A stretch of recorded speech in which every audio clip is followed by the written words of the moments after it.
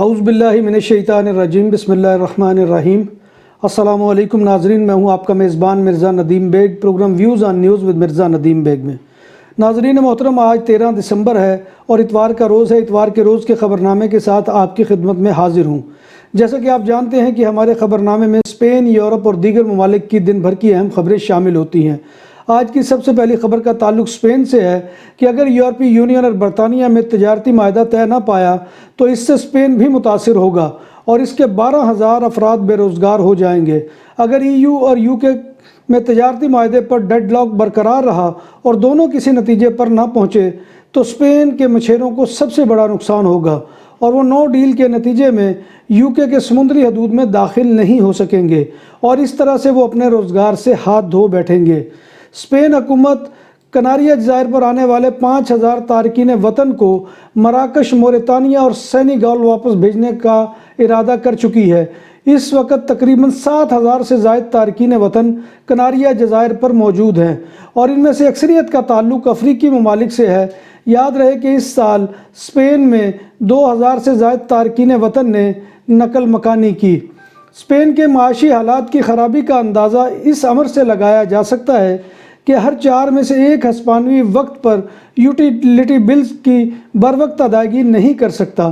24% صارفین 2020 میں وقت پر یوٹیلیٹی بل ادا نہیں کر سکے۔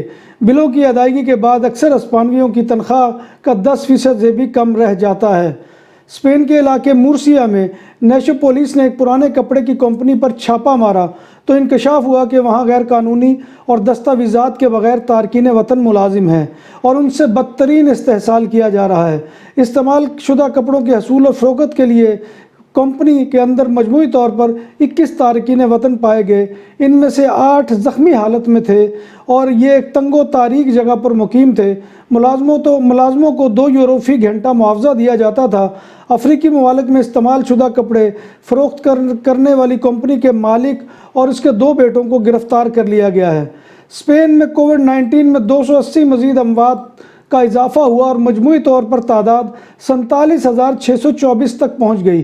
وبائی امراض کے آغاز کے بعد سے اب تک اسپین میں مجموعی طور پر 17,30,575 کرونا وائرس کے کیسز سامنے آئے ہیں۔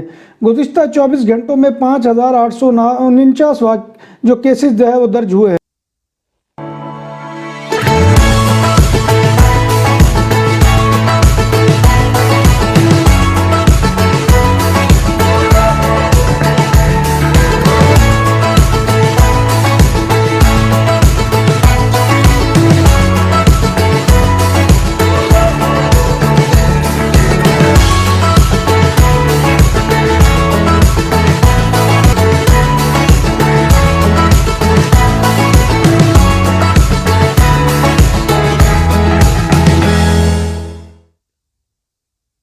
کے علاقے کنتابریا میں ایک 12 سالہ بچی نے اپنے گھر میں ایک بچے کو جنم دیا ہے۔ بچے کا نام اس خاندان سے تعلق رکھنے والے 17 سالہ نابالغ ہے جو اسی پتے پر رہتا تھا جہاں پر لڑکی مقیم تھی۔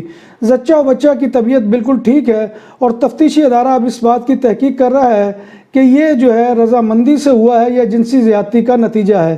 ہسپتال انتظامیہ نے بچے کی ماں کو ڈسچارج کر دیا ہے مگر بچہ ابھی تک ہسپتال میں داخل ہے۔ اسپین کی نیشو پولیس نے الیکانتے کے شہر توریبیخا میں ارجنٹینا کی عدالت کے مفرور شخص کو گرفتار کر لیا جو منشیات کی اسمگلنگ کے جرم میں مطلوب تھا۔ اس مفرور کی گرفتاری کے سمن جاری کیے تھے۔ جنوری 2014 میں بیونس آئرس ارجنٹائن شہر میں گرفتار کیا گیا تھا اور اس سے 12 کلو چرس برآمد ہوئی تھی اور اسے 15 سال کی قید کی سزا سنائی تھی مگر وہ بھاگ کر وہ اسپین آ گیا تھا۔ بارسلونا سینٹر میں واقع معروف اپولو کنسرٹ ہال میں ایک کنسرٹ منعقد ہوا جس میں 500 افراد نے شرکت کی۔ یہ شو اس اعتبار سے منفرد تھا کہ اس کے شرکاء کو ریپڈ ٹیسٹ یعنی اینٹیجن ٹیسٹ سے گزرنے کے بعد ہال میں داخل کیا گیا۔ یہ پہلا موقع ہے کہ کلینیکل ٹرائل کے بعد شو کا اہتمام کیا گیا۔ ناظرین محترم، بارسلونا میں شاپنگ مالز کل سے کھل رہے ہیں اور اجازت میں 30% شرکاء کی گنجائش ہے اور اس کے اوپر میں رات باقاعدہ ایک وی لاگ ڈائریکٹ لائیو کیا تھا، وہ آپ دیکھ سکتے ہیں۔ اسپین کی نیشنل پولیس نے الیکانتے شہر میں ایک 8 رکنی گروہ کو گرفتار کیا ہے جو گھروں میں ڈکیتیاں کرتا تھا۔ اس گروہ نے 15 چوریوں کا اعتراف کیا ہے۔ اس گروہ کے قبضے سے بھاری تعداد میں سونے کے زیورات برآمد ہوئے ہیں۔ پولیس موسد اسکواڈرا نے ہائی وے C32 پر ایک فاسٹ لین میں سوئے ہوئے کار شرابی ڈرائیور کو گرفتار کیا۔ موسد اسکواڈرا کو اطلاع ملی کہ فاسٹ ٹریک پر کوئی گاڑی خراب ہو گئی ہے۔ جب پولیس متعلقہ جگہ پر پہنچی تو دیکھا کہ ڈرائیور نشے میں دھت ہو کر گاڑی کے اندر سویا ہوا ہے۔ زیر حراست ڈرائیور سانتا کلوما دے گراماڈٹ کا رہائشی ہے اور شراب کا ٹیسٹ پازیٹیو ہے۔ پولیس نے ملزم کو شراب نوشی کر کے گاڑی چلانے اور ٹریفک کے نظام میں بلا وجہ خلل ڈالنے کے الزام میں گرفتار کر لیا ہے۔ یونان میں ایک اور پاکستانی محنت کش کرونا کی وجہ سے جاں بحق ہو گیا۔ ایتھنز میں مقیم 51 سالہ پاکستانی سید فیصل عباس ایک سروس اسٹیشن پر کام کرتا تھا اور کرونا وائرس کے باعث گزشتہ 2 ہفتے سے سویتریا ہسپتال میں وینٹیلیٹر پر تھا۔ جاں بحق ہونے والے پاکستانی محنت کش کا تعلق ضلع گجرات کے گاؤں بارو سے تھا جو عرصہ 22 سال سے یونان میں مقیم تھا۔ برطانوی علاقے ویسٹ یارکر شائر کے علاقے ڈیوزبری اور باٹلے میں کم عمر لڑکیوں کے ساتھ جنسی زیادتی اور دیگر جرائم میں ملوث 32 پاکستانی افراد کے نام سامنے آ گئے۔ تفصیلات کے مطابق ویسٹ یارکر شائر پولیس نے بچوں کے ساتھ جنسی زیادتی کے جرائم کے مرتکب 32 افراد نامزد کیے ہیں اور ان میں 32 افراد کا تعلق پاکستانی کمیونٹی سے ہے۔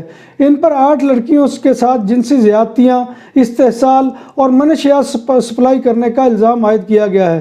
ان افراد پر، جن کی عمر 33 سے 50 سال کے درمیان ہے، زیادہ تر کا تعلق ڈیوزبری اور باٹلے سے ہے۔ یورپی یونین کرونا وائرس کی وجہ سے ریکوری کے لیے اپنے رکن ریاستوں میں 1.8 ٹریلین یورو تقسیم کرنے کی منصوبہ بندی کیے ہوئے ہے۔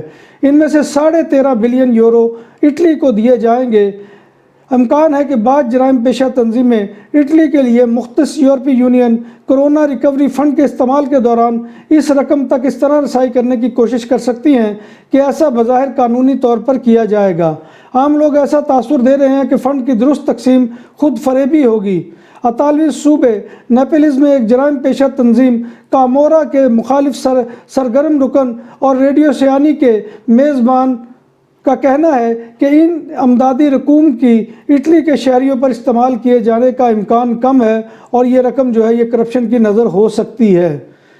پیرو میں ایک رضاکار میں کرونا ویکسین لینے کے بعد پیدا ہونے والے اعصابی مسائل کے تناظر میں پیرو نے چین کی تیار کردہ کرونا ویکسین کے کلینیکل ٹرائل روک دیے ہیں۔ بتایا گیا ہے کہ سینو فارم کی تیار کردہ اس ویکسین کے استعمال کے بعد ایک شخص کو اپنے ہاتھوں کو حرکت دینے میں مشکلات کا سامنا دیکھا گیا۔ پیرو میں نیشنل انسٹیٹیوٹ آف ہیلتھ کے چیف ریسرچر جرمن مالاگا نے صحافیوں کو بتایا کہ رضاکار میں اعصابی مسائل سامنے آنے کے بعد یہ فیصلہ کیا گیا ہے کہ اس ویکسین کو لوگوں میں نہ دیا جائے۔ آسٹریلیا کی آئینی عدالت نے ملک کے پرائمری اسکولوں میں مسلم بچوں کے ہیڈ اسکارف پہننے پر عائد پابندی کو غیر قانونی قرار دے دیا۔ اس ممانعت سے متعلقہ قانون کو بھی منسوخ کر دیا۔ یہ قانون گزشتہ برس منظور کیا گیا تھا کہ آئینی عدالت نے اپنے فیصلے میں کہا ہے کہ یہ قانون امتیازی ہونے کی وجہ سے ملکی آئین سے متصادم ہے۔ یہ قانون 2019 میں قدامت پسند اور انتہائی دائیں بازو کے ارکان پارلیمنٹ کی اکثریت کی حمایت سے یہ کہتے ہوئے منظور کیا گیا تھا کہ اس کا مقصد مسلمان گھرانے کی چھوٹی بچیوں کو جبر سے نجات دلانا ہے۔ جرمنی میں 16 دسمبر سے 10 جنوری تک دوبارہ سخت لاک ڈاؤن کا فیصلہ کیا گیا ہے۔